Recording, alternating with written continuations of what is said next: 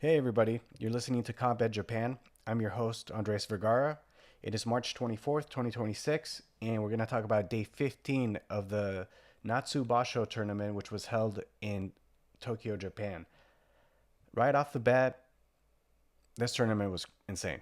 Um, I think leading up to this tournament, most people were really paying attention to what was going on at the top of the Sanyaku level wrestlers. So this will be the our Yokozuna, Ozeki, Sekiwake, and Komosubi. Particularly at our Yokozuna level, we were all wondering what's going on with Onosato, right? He had a shoulder injury. He had to pull out of the March tournament, and we are all wondering, is he going to be able to compete? What's going to happen with Onosato this time around? In fact, yeah. So he last tournament he ended up competing for the first four matches and then just pulled out due to the shoulder injury. That shoulder injury actually happened the tournament before, I believe, in January, where he managed to go 10-5, but then went 0-4 and then completely pulled out of the May tournament. Additionally, everybody was wondering about Aonishiki. So here's our Ukrainian phenom Aonishiki, who's had a winning record in every single basho that he's been in ever since he joined Grand Sumo. And last tournament in March, he gets his first losing record ever. I think he went. Let's see here. Yep, 7-8. Why is this significant? 7-8 is, pretty good.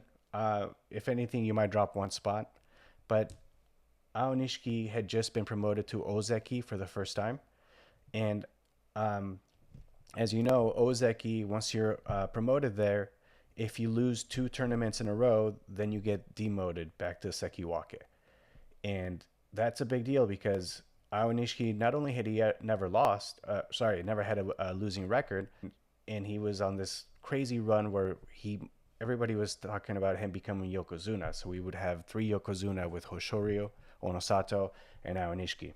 So the stakes on this Basho were pretty high for him. I think leading up to it, we found out, I think a few days before, that both Onosato and Aonishiki would be completely out of the tournament.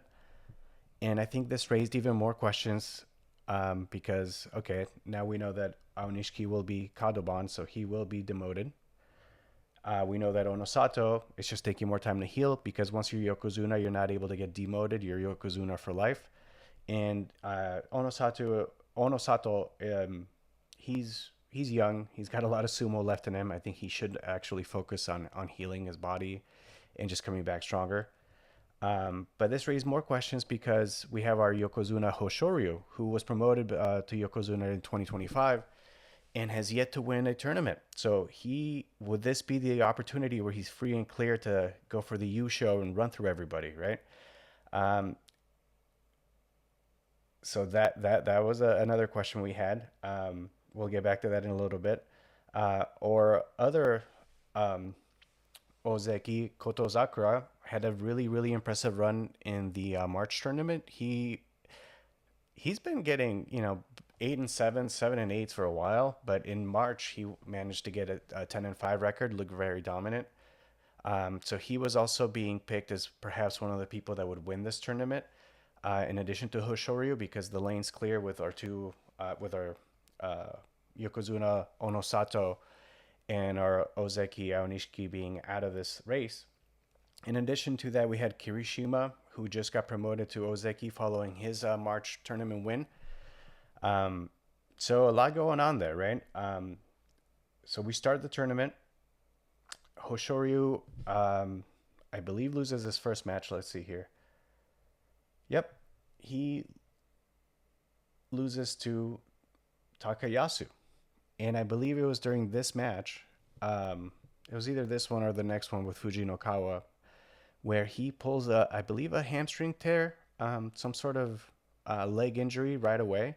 He had a hard time getting up off of the doyo, and that's all. That's all she wrote for Hoshoryu. So now our Yokozuna is out. We have three members of the Sanyaku, the top three members, mind you, completely out of the tournament.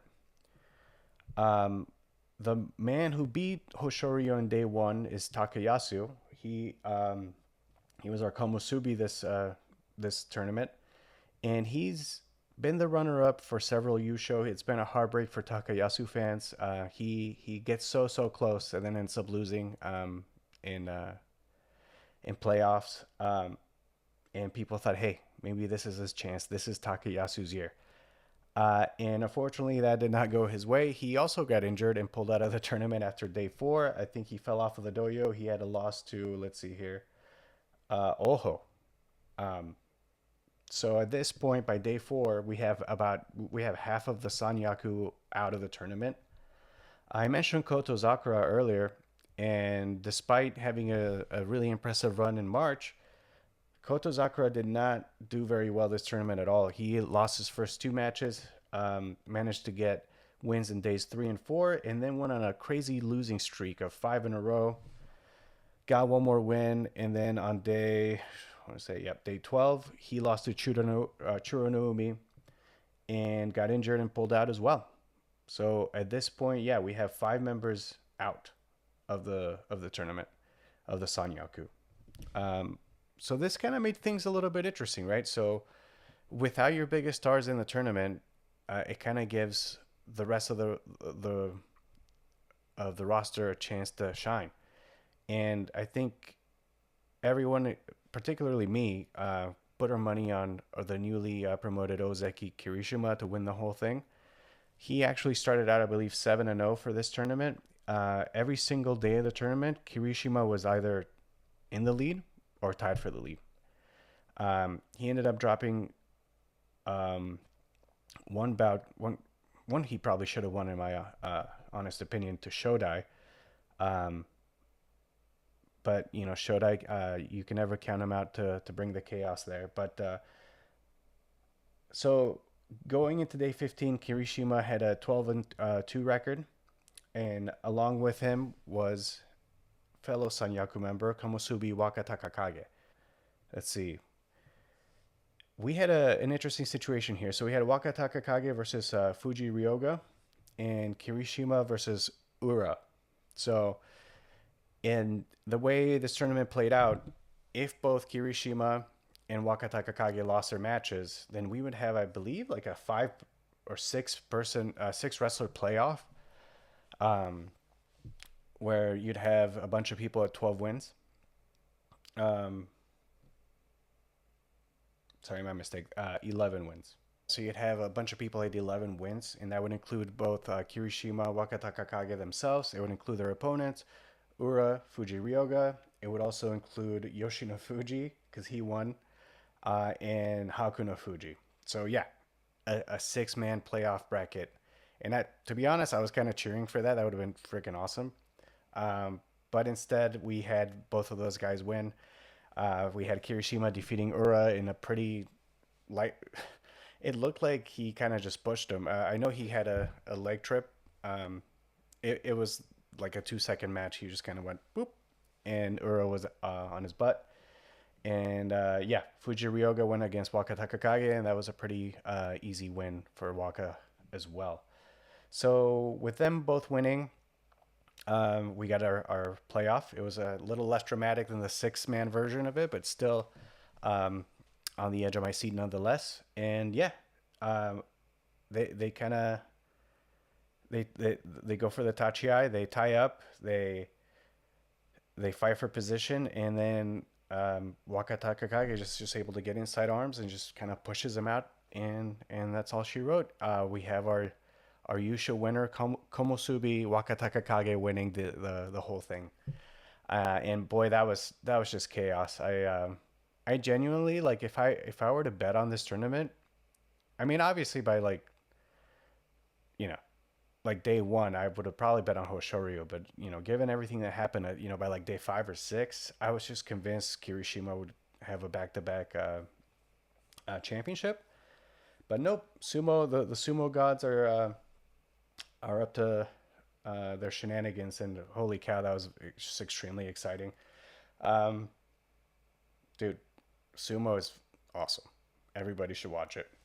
All right, let's talk about a little bit of the bottom of the Banzuke here. So some of our bottom ranked guys that will probably be moving to Division 2, Juryo, include Ryuden. He went 5-10. He's Magishira 16 West. Another one. Let's see here. Oshoumi. He's Magashira 15 West. He went 4-11. Dang. And I think, yep, our Iron Man Tamawashi, Megashira 13 West, went 2-13. This man has never missed a match ever, even when he's hurt. I think he's got over 1,700 matches. So kind of a shame to see him go down to Jurio, but I don't think he will take a break. I think he will just continue to fight through it, and hopefully he can make his way back up to Division One. Couple of things here. Fuji Ryoga, that guy, what a tournament! He went 10-5 on his. I think it's his second Division One tournament. Prior to this, his last tournament he didn't even have long enough hair to do the bun, so it was just slick back. Um, let's see here. Yeah, he went 7-8, and he was Magashira 17 East in March. So he almost got demoted back down to Jurio to Division Two, and was able to stick around and then turn around in 10-5, and had implications to the championship on day 15 by going against Wakataka Kage. Like, that's awesome. I hope to see him around for a long time. Um, what else?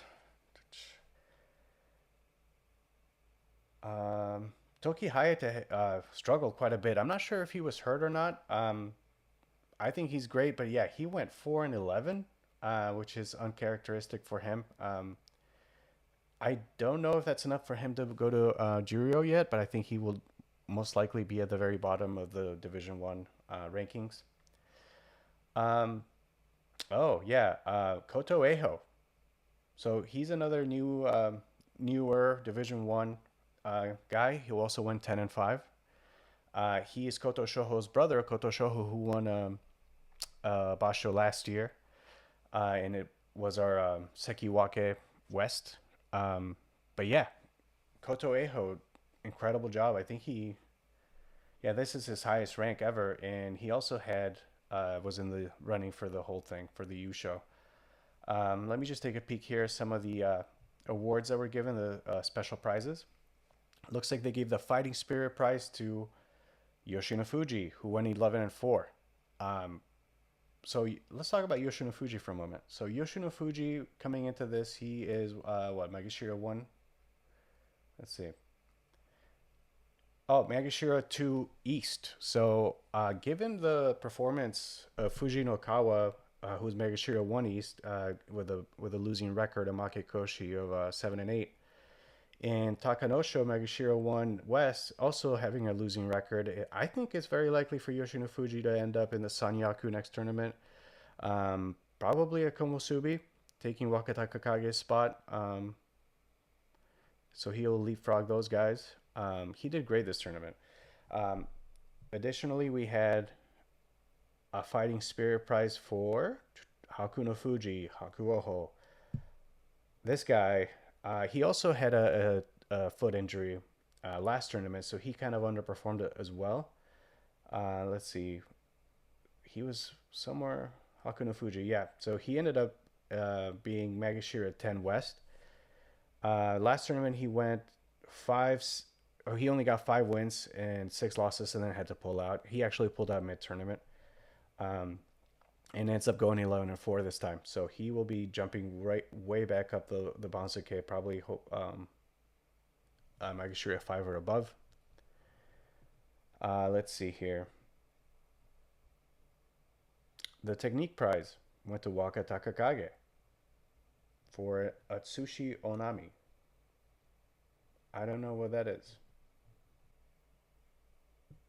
Well, regardless, yeah, well deserved. I'm sure that probably means more in prize money as well, in addition to winning the whole basho.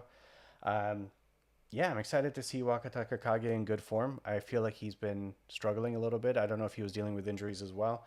Unfortunately for his brother Wakamoto Haru, he ended up going 5-10, so he'll be going back down the Banzuke as well. But yeah, man, exciting stuff. I think it's really interesting when a lot of the top guys are out of it, because the other guys get a chance to shine, and you get to learn their stories a little bit better. So I feel like the silver lining here, even though I wanted to see Aonishiki redeem himself, and I wanted to see Onosato be dominant again, um, is getting to see some of these guys kill it. You know, like a Fuji Ryoga. Like would he had gone? Um, Actually, he probably would have gone 10-5 because you know he's facing a lot lower opposition. But maybe somebody like a Tommy Fuji or Koto Shoho, who are Sekiwaka themselves, but you know they ended up getting winning records at 9-6 apiece. I don't think they would have done that well if the whole Sanyaku were there, right? Um, and I know Tommy Fuji was runner up for the what was it, the January tournament. Um, but yeah, man, I actually had a lot of fun watching this, even though it felt like it was just extremely chaotic, and I just kept shaking my head, thinking, "What the hell is happening?" Even until the very last moment when I was like, "Kirishima's got this." Wakataka Kage comes from nowhere and just takes the whole thing. So you never know what you're gonna get. I hope you watched, and I hope you'll continue to watch because sumo is an incredible sport, and I'm gonna do my best to cover it on this channel. And thank you so much for watching. All right, thanks.